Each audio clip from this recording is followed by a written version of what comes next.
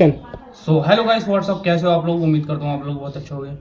तो गाइस, आज कोई कॉमेडी वीडियो नहीं है। तो जैसे कि आप लोगों को पता चल चुका होगा भाई, इंडिया और पाकिस्तान की जंग चल रही है इस टाइम पे। तो न्यूज़ आ रही है, न्यूज़ में देखते हैं न्यूज़ चैनल्स पे क्या चल रहा है, वो आप लोगों को दिखाता हूँ और मैं भी देखता हूँ अभी के टाइम में क्या चल रहा है।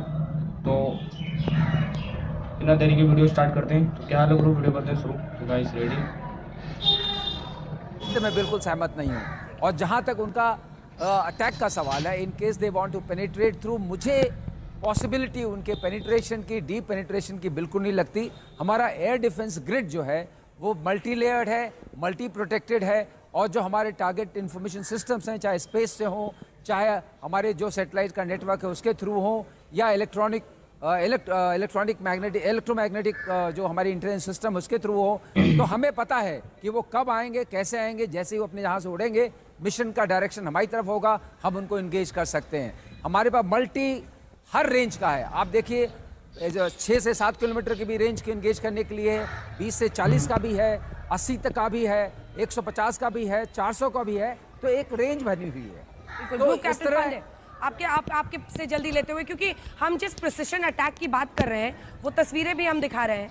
हम आसपास कितने सारे मकान हैं, रिहायशी इलाकों में बीच बीच में ही तो इन आतंकियों को छिपाते हैं बाड़ा बाड़ा लगाकर। हम उनके ठिकानों को मुरीदके की तस्वीर। एक लाइन में कहूँ कि इस जितने भी मिशन हुए हैं, सारे सारे प्रिसाइज हुए हैं, उसके पीछे जो क्रेडिट देना चाहिए वो हमारी इंट गैदरिंग का है।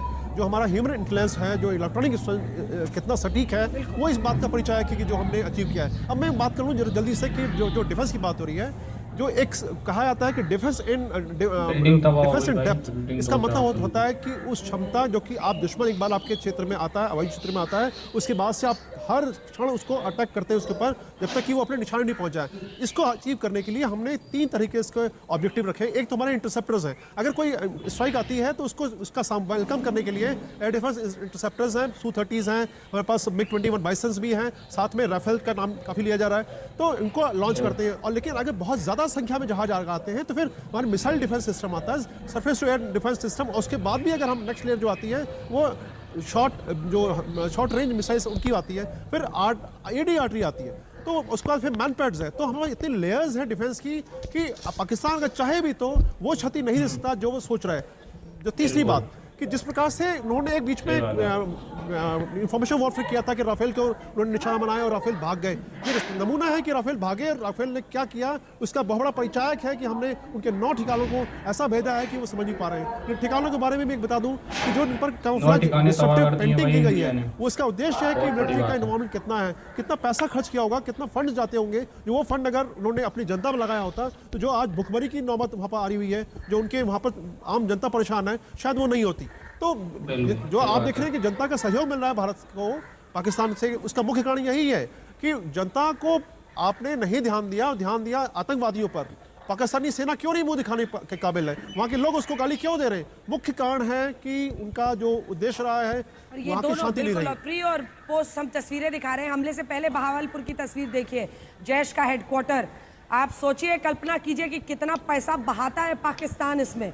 और हमले के बाद जब खुद ही वहाँ के लोग बता रहे हैं कि देखो मरकज़ की क्या हालत हो गई है, हमले के बाद तबाही का ये वीडियो लंबे वक्त तक पाकिस्तान के कान में गूंजेगा, आंखों में खटकेगा और समझ में आएगा कि जो अटल जी ने एक वक्त पर कहा था कि चिंगारी का खेल बुरा होता है, आज उसको सही मायने में सबक मिला है जब उसके तीनों ही जगहों पर आतंकी हेडक्वार्टर्स पर जनरल दयाल ऐसा हमला किया गया है और जमींदोज कर दिया गया है। देखिए अंजना, हमने बिल्कुल वो किया जो हमारा ऑब्जेक्टिव था। हमने सिर्फ उनके टेररिस्ट की जो जड़ थी, जो कैंप थे जहाँ से वो सब कुछ चलाते थे, हमने उन जगहों पे प्रिसाइज अटैक किया है। हमने किसी किस्म का कोई कोलेटरल डैमेज नहीं किया है पाकिस्तान की पॉपुलेशन को।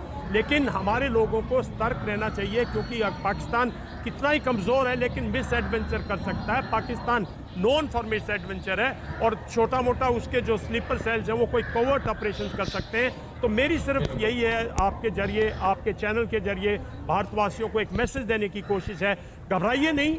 ये कोई देखिए पैनिक नहीं कीजिए किसी किस्म का, लेकिन जैसे जो हमारे बॉर्डर एरियाज़ हैं, जैसे जम्मू है, जैसे अमृतसर है, जैसे फिरोजपुर है, जैसे मैं बहुत जगहों के नाम नहीं लेना चाहता, यहाँ पे जो रेलवे स्टेशन हैं, जो बस स्टॉप्स हैं, इन पे संदिग्ध व्यक्तियों पे नज़र कीजिएगा, अपने आप ज़्यादा कलेक्ट मत होइएगा इन जगहों पे, और क्योंकि कोई भी मिस एडवेंचर हो सकता है। जो हमारे बॉर्डर एरियाज हैं, हमारी सेना बिल्कुल सतर्क है, हमारी एयरफोर्स बिल्कुल सतर्क है, हमारे बिल्कुल air defence systems in place है, बहुत पहले से इन प्लेस है, हमारे पास फुल प्रूफ एयर सिस्टम्स है। लेकिन मिस एडवेंचर जब होता है उसमें कोलेटरल डैमेज हो सकता है। पाकिस्तान नोन है, उसको कोई मिलिट्री ऑब्जेक्टिव नहीं मिलेगा तो कहीं भी डाल देगा।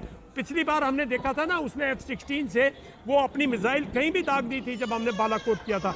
तो इन एरियाज में हमारे लोगों को बिल्कुल चौकस रहना चाहिए। आज नहीं, मैं समझता हूँ अगले 1-2 हफ्ते तक हमें बिल्कुल सतर्क रहना चाहिए, जब तक हम इस मुद्दे को और हमारे तमाम सहयोगी नहीं कर दें। सरहदी इलाकों पे इस वक्त मौजूद है, उन सबको दिखाइए ताकि उनके पास जाकर हम लोग और भी जानकारी ले सके। सतर्क रहने का वक्त है, और इसीलिए अगर युद्ध वीरता का आह्वान है तो तैयारी उसकी पहचान है।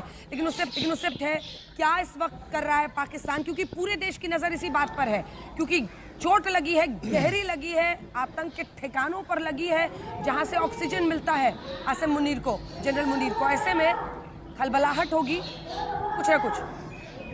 देखिए, पहले मैं अंजना एक बड़ी जानकारी देना चाहूँगा कि इस वक्त तीनों सेनाओं के सामने जो बड़ी चुनौती है वो पाकिस्तान के जवाबी हमले को रोकने को लेकर है। इस वक्त बहुत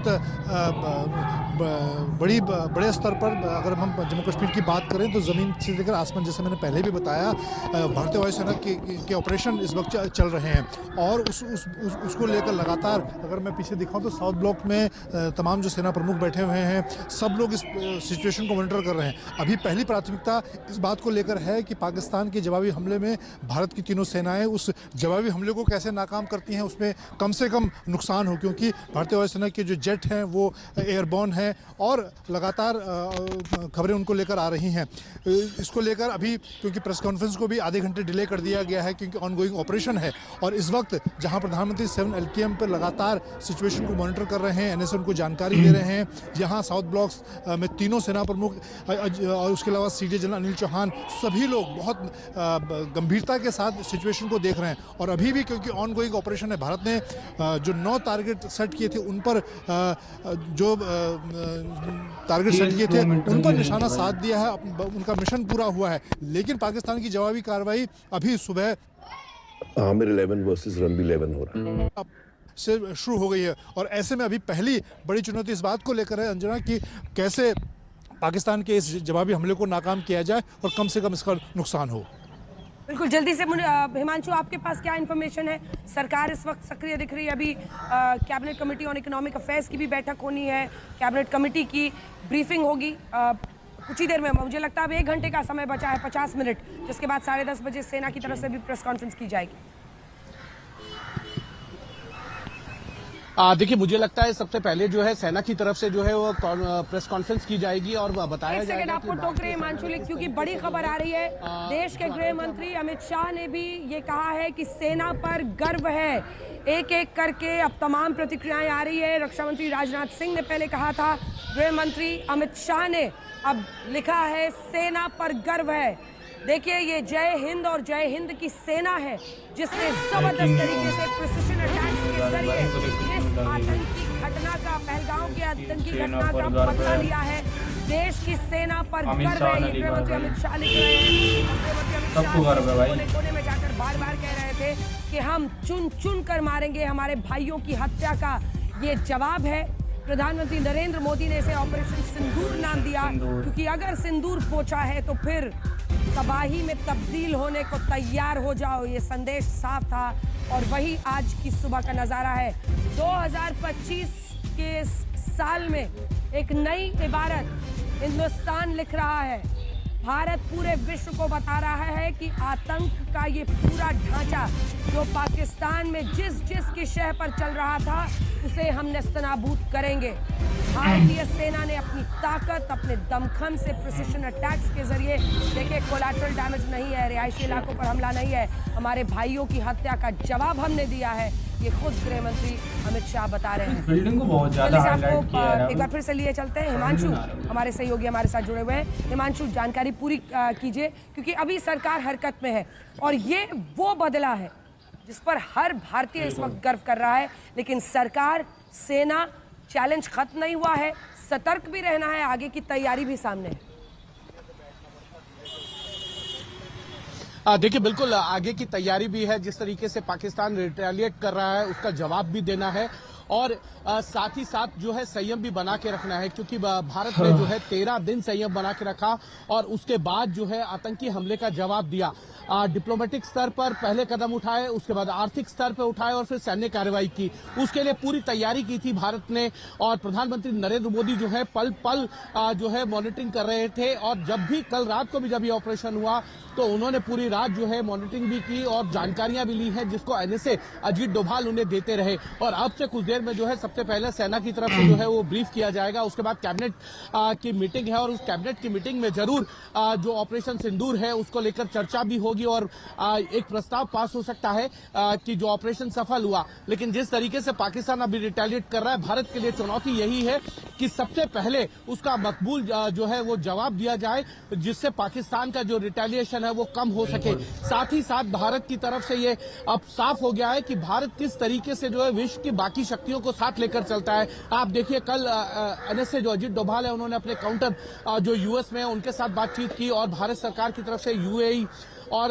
सऊदी अरब के साथ साथ अन्य देशों के साथ भी बातचीत की गई है। तो ग्लोबली भी भारत इस चीज को लेकर कन्विंस करने में कामयाब रहा है कि आतंकवाद जो है वो पाकिस्तान की तरफ से होता है। आतंकियों को पनाह देने का काम, उनको ट्रेनिंग देने का काम जो है वो पाकिस्तान करता है और इसीलिए भारत की तरफ से जवाबी कार्रवाई जो है वो की जाएगी। और जब जवाबी कार्रवाई की भी गई तो सबको जो है एक तरीके से लूप में रखा गया, उनको बताया गया कि भारत ने जवाबी कार्रवाई कर दी है और पाकिस्तान के ऊपर अब प्रेशर है कि वो किस तरीके से जो है वो इस पूरे मामले को निपटाना चाहे। लेकिन इतना जरूर है, भारत जो है अब वो भारत नहीं है जो चुप बैठ जाए आतंकी घटना के बाद जाके यूएन में जाके ये कहे कि ये डोजियर है, ये देखिए यहाँ पाकिस्तान वो जवाब देता है। आप 2016 में देखिए उरी की घटना के बाद सर्जिकल स्ट्राइक होती है, पुलवामा की घटना के बाद जो है एयर स्ट्राइक होती है और जब पहलगाम में ये अटैक होता है तो आप देखिए एक जगह नहीं 9 जगह पे टारगेट किया गया। तो ये है आज का बदलता भारत और प्रधानमंत्री नरेंद्र मोदी लगातार जो है बैठकों का दौर करते रहे।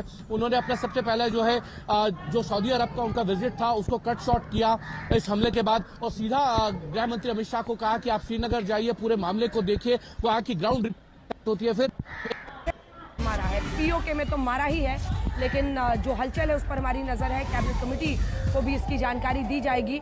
लेकिन इस बीच एक बार जल्दी से जितेंद्र बहादुर सिंह के पास चलते हैं। जितेंद्र, देखिए गृह मंत्री की भी तरफ से तो गाइस इतना और बाकी अपडेट मैं नेक्स्ट वीडियो में बताऊंगा कि नेक्स्ट वीडियो में क्या चल रहा है न्यूज़ पे। तो चैनल को सब्सक्राइब कर लेना और मैं वीडियो आज ही डाल दूंगा दूसरे भी, तो लाइक कमेंट शेयर सब्सक्राइब कर देना, ठीक है। बाय।